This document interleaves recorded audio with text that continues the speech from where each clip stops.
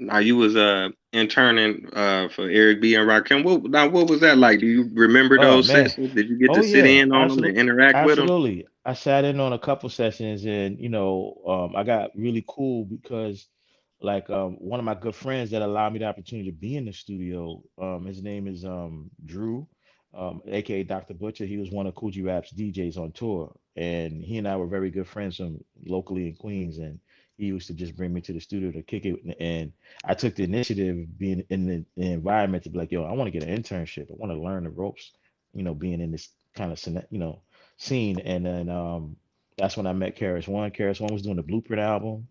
Like I said, Coogee Rap was doing the Wanted Dead or Alive album at that time, which was through Warner Brothers, and Eric B and Rakim was doing the Let the Rhythm Hit 'Em album. You know what I'm saying? And all classics, all legends. And I actually watched some of these records being made, you know what I mean, in the studio.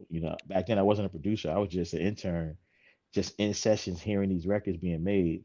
Like that's the greatest experience ever when you're just new at it, you know what I'm saying?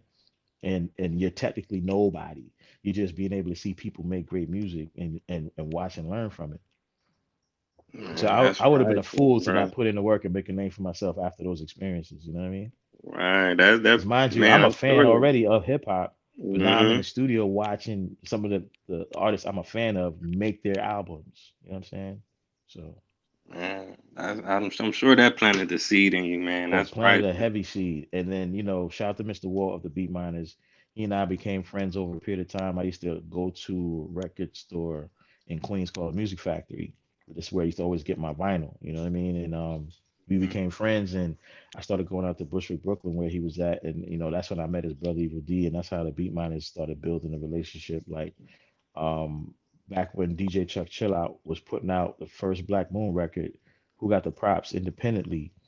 That record took off, and then Nervous Records wanted to make a album, so it was kind of like, oh, okay, let's get to work.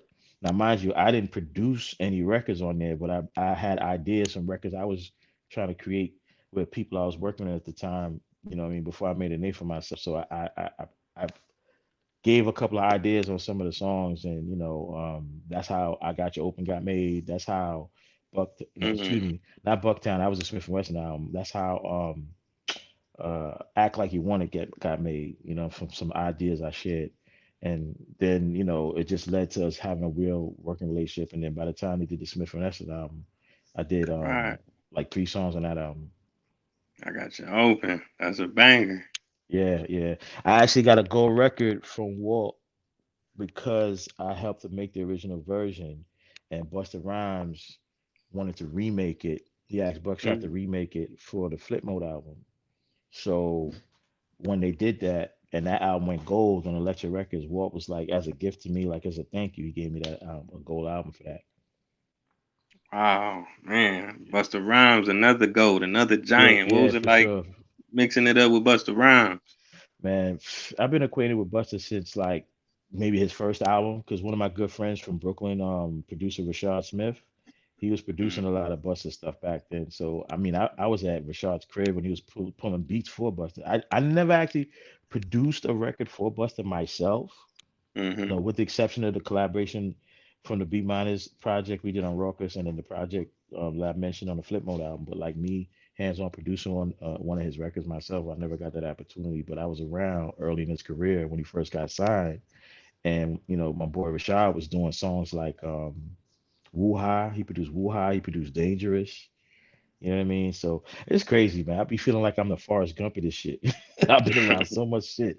You know what I mean? Right, Even stuff that man. I didn't do, but I was around it just because of the degrees of separation and the fact that back then a lot of people that was making the records, we all knew each other. You know what I'm saying? We was all coming up. Like from B minus to DITC. Shout out to Diamond D, Buck Wild, Lord Finesse, Showbiz. We all knew each other. You know what I'm saying? Premier, Gangstar. We all knew each other. Wow, wow. You just brought up DITC. Did you ever Yeah. run in with Big L? Not I met Big L, may he rest in peace, Mm-hmm. but I never got a chance to work with him. But I was in studio sessions, like I said, because the studio we worked out of, D&D Studios, located on West 37th between 8th and 9th Avenue, New York. It was like an infamous spot. that a lot of great records was being made. You know, Primo was making records with like Biggie, Jay, Nas out of there. Easy Mo B was making records for Lost Boys out of there. Myself and the Beatminerz, we was making like records for like Black Moon, Smith and Wesson, Helter Skelter out of there. You know what I mean? So it's got a lot of history, a lot of history. Man, like I say, your resume so long, and it's important because, like you say, you played different positions in hip hop. You had Hmm. different perspective, the bird's eye view. You know what I'm Hmm. saying? This side, the Right, fan side. You know, the right, A&R, the right, executive right, side. You right, know. right. And I think that's what forced me as I got older and was putting in all the work I was putting in as a producer to want to understand the business a little more and take it upon Hmm. myself to help bring new talent to the table, whether it was as an A&R or as an executive producer or as an independent label owner, like putting out records. You know what I'm saying? So, and that's kind of where I'm at now. I still produce, but my mind state is like, yo, I want to own the masters of the records I put out. I want to oversee a whole body of work, not just do one song. You know what I'm saying? Right, I can dig it.